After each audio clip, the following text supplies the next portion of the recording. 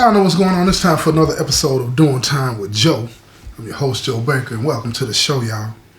The most dangerous kind of enemy is the one that you used to love.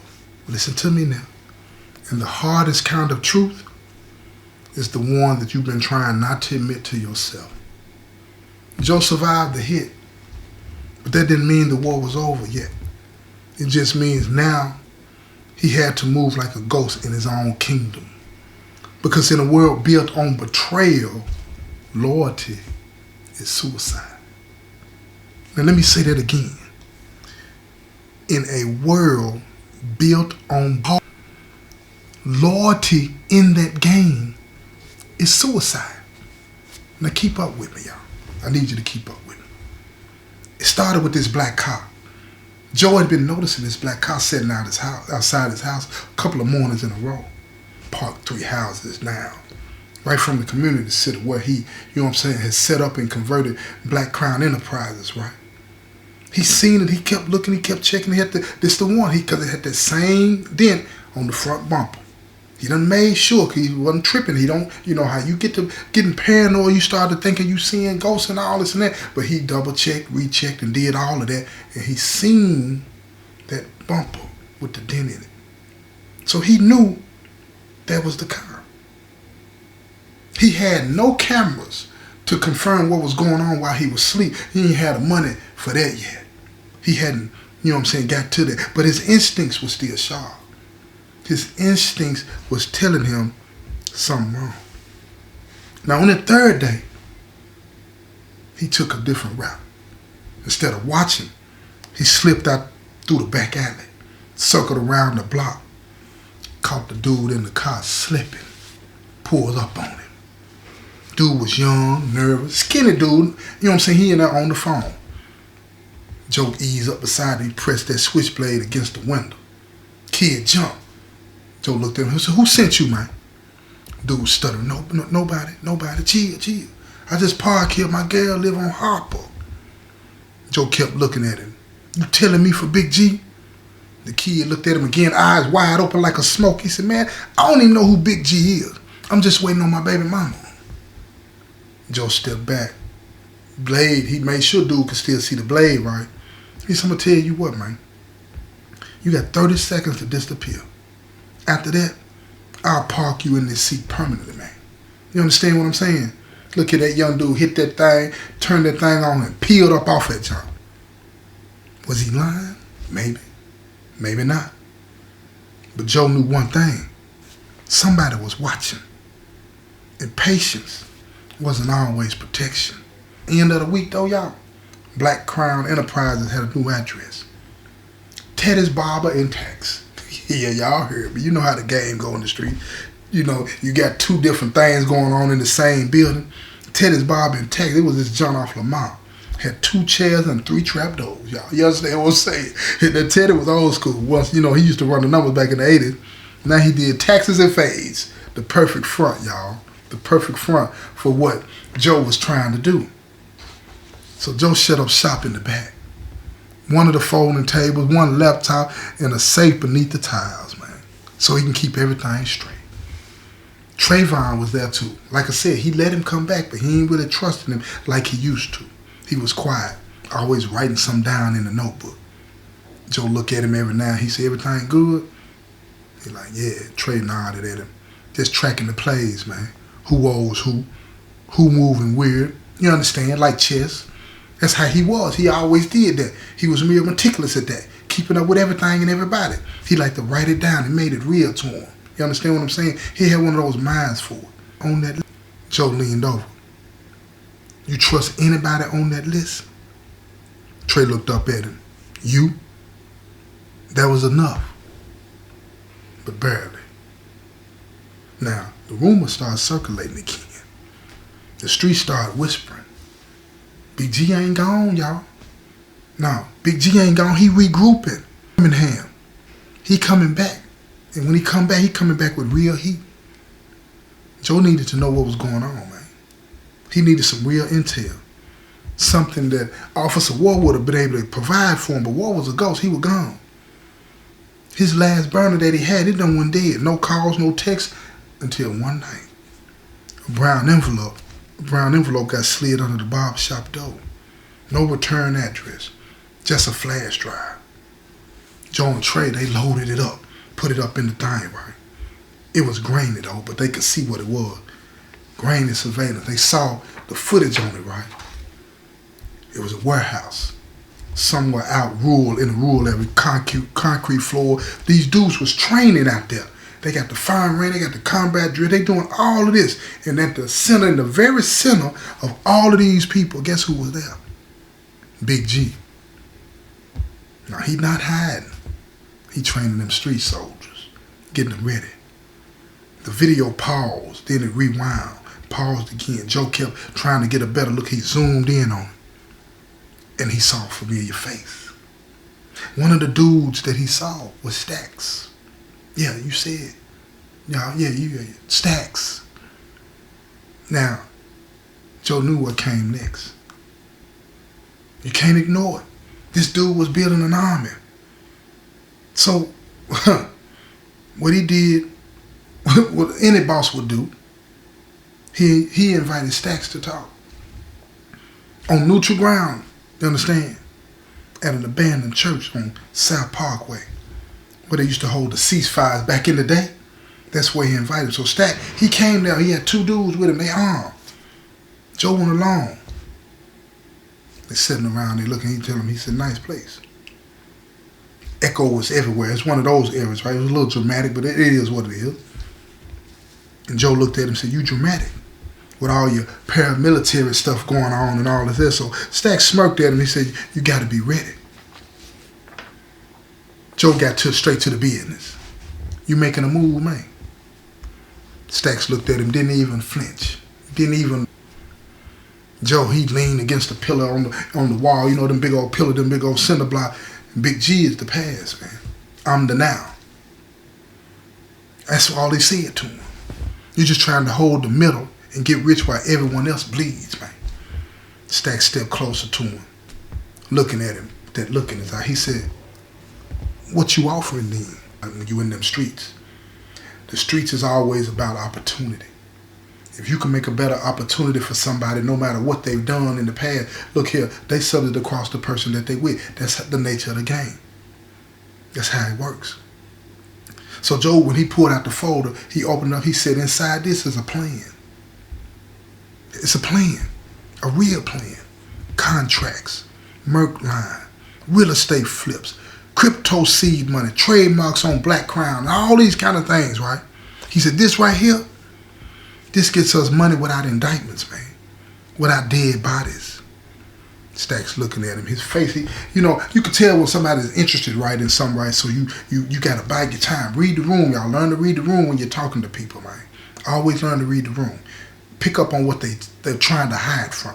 But see, Stacks looked at him, and his face said maybe.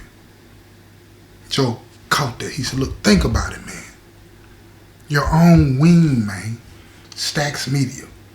I'll make you legit. Get money like that. Stacks closed the fold. He said, 48 hours. Joe said, to do what? Stacks turned at him as he was walking away. He said, you got 48 hours to prove you ain't bluffing, or Citywide won't be annual no more. It'll be your funeral. Joe knew this was it. He knew it. This is the warning. You got 48 hours to make this thing right. Figure out what you need to do, or you're going to get laid down. They coming hard. Joe knew he needed 3 things to pull this off. He needed money, a product, a show of power. Listen to me. Money, a product, and a show of power. The money, he called this dude named Bishop. Now see, Bishop was this old washed up rapper. He done turned gospel preacher. You know how the game go. But he still owned the rights to his 5 underground albums with gang anthems on it. You know what I'm saying? So Joe licensed that under Black Crown for a mixtape drop. Royalties flowing back to the block. You feel what I'm saying? Feed the people. That's money, Keely. She was a social media marketing queen. You understand what I'm saying? But her brother, he died in a gang hit. and she agreed to promote a new Black Crown anti-violence clothing line, but only if Joe promised not to retaliate against G's people. Now the power, listen to me, y'all. Y'all got to pay attention. This stuff is getting complicated. The power, look here. Joe showed up on live stream with Trayvon and Miss Renee, preaching the truth. We ain't angels, he said, but we ain't slaves to the past either. You understand? See, people that don't want to change, you don't realize you're a slave to the past. People get to saying, man, I always been like this. Things are always going to be like this. Why? Why you believe that? Why you shackling yourself to the past when it ain't nothing but death and destruction and prison in the way? Huh? That's the only road that you want to travel? Come on now. Thousands of people were watching as Joe and Trayvon was on there preaching the truth. Still that night, Joe couldn't sleep. It was not a fear. None of that. It was out of knowing. Because whether Stacks signed on or he drew the sword, listen to me, y'all. Somebody had to die. Stacks' decision, Stacks' decision about the 48 hours later, rooftop of the old country theater. Stacks stood up there. He got him a cigar, trying to look all Al Capone-ish and all this, but he by himself. Joe pull up. He got on the hoodie with the bulletproof vest. You got to come prepared. No goons, no nothing, no theatrics. It's just them two. Stacks handed him a duffel bag. Inside the duffel bag was stacks of 50s, sealed envelope, and a gold ring. Joe looked at it. He said, "What's this?" Stacks didn't even look up. He said, "Seed money, truce paper, and G's old ring." Listen to what I said. I said, seed money, truce as in peace, paper. Stacks, he exhaled and looked at him. He said, "Look, I ain't building for war, Joe. I talk, I build, I bluff. But you making people believe. That's power." Joe kept quiet. Stacks looked at him. "But you got one last test, man. One last test." "What?" Stacks turned. He said, "Man, listen. Big G sent a message. If you want peace, you got to meet him. Alone. No backup. 1 hour. Spots in the envelope." Joe, look here. You know how you get the bubble guts and you get nervous and your blood turn cold? Because he knew it was time. It was time. He agreed, though. He got to the warehouse. It was lit up all red. Walked in, it was cold in there, quiet. Everything smelled like sweat and oil, you know what I'm saying? Big G sitting right in the middle of it on a crate, chilling. Gray B beside him. Same icy stare he's always had. Gun right beside him, within arm's reach. He still didn't play no games. Said, "You made it." Joe looked at him, cut straight to the chase. Said, "Let's talk." He said, "Nah, let's end this." Joe's hand, his hand right there near his waist. But he ain't had no weapon. Why, he asked. Why not just walk away? G grinned. "You think I built this empire so a boy with a degree can turn it into a tech startup? You think I put all this blood, sweat, and tears into this concrete jungle for nothing?" He said, "I think you built it." Big G stood up. He said, "Wrong. You trying to erase me, rewrite the book while I'm still breathing?" See, this is something you need to understand. Everybody that's listening, man, everybody got egos, man. And whether you good or bad, right or wrong, when you in the streets and somebody comes in to replace you, you start to feel threatened. You thinking that ain't nobody gonna remember you tomorrow. Whether the stuff that they remember you about was bad or not, you thinking ain't nobody gonna remember that I even existed. So if you can't be remembered for something good, you want to be remembered for something bad. You want to be remembered for anything. But listen to me, y'all. Joe stepped forward, looked at him. He said, "You think about this. Think about this. You think this is about you? G picked up the gun. You showed weakness, Joe. Compassion. You showed them another way. And now they question everything I taught them. Joe nodded, looked at it. He said, good. Bang! Pulled that trigger. Joe didn't flinch though, y'all. The bullet hit the floor right beside his foot. G stared at him. Joe stared back. I ain't here to kill you. I'm here to outlive you. G laughed at him, said sad. Then he dropped the gun. He said, you better, or this city gonna eat you too. He walked out, left the ring, and left the room, and kept it moving. 3 days later, Black Crown held his first official investors meeting, y'all. Hey, it was right in the middle of the community center, not on the corner. No guns, no drugs, just ideas and Joe. Joe sat at the head of the table, a scar on his side, a fire in his voice. He'd survived the kill shot, y'all.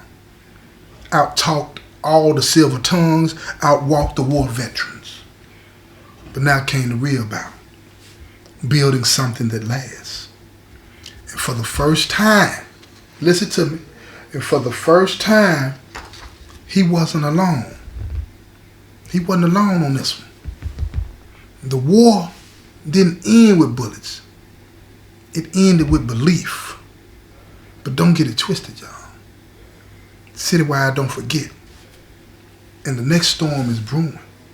Kind of like when you have that feeling, you know, whereas you hoping everything turn out right, everybody does their part, everybody contributes, everybody benefits, but you waiting because every time that you've had these ideas of hopes and dreams and aspirations, something happens, somebody will come and take it away from you. And that's the feeling that everybody had. Is this real? Is this gonna last? Is somebody gonna take this away from us? The fear was in the air. Everybody was afraid that this cannot be true. This can't be what's really going on. The one time in our lives we have an opportunity to do something, people are afraid that it's going to be taken away. And if you want to know what's going to happen, you're going to have to tune in to the next episode, y'all. This has been another episode of Doing Time with Joe. I'm your host, Joe Baker, and I say peace, y'all.